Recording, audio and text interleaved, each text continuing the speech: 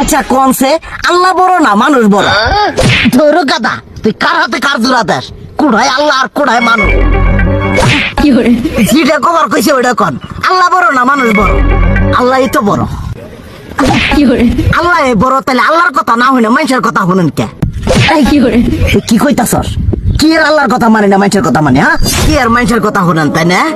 আমনে যে ওই দিনকে ডায়াবেটিসের রোগ নিয়ে যে হাসপাতালে গেলেন, ডাক্তার আপনার কত কিছু খাবার না করলো, সব কিছু না খাই এখন চলতেছেন।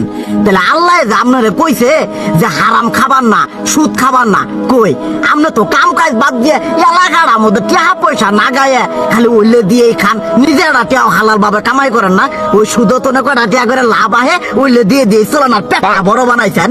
শুনেন একটা কথা কই, হারামের কোনোদিন আরাম নাই।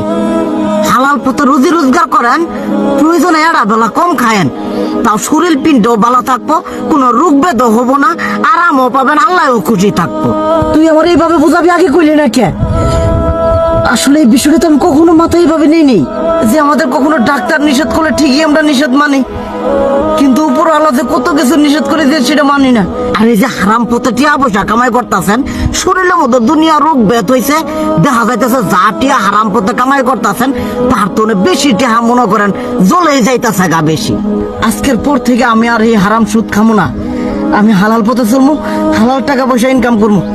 এতে করে যদি একবেলা কমও খাইতে হয় তবুও খামো, তবু আমি আর এই হারাম পথে চলবো না। আচ্ছা ঠিক আছে।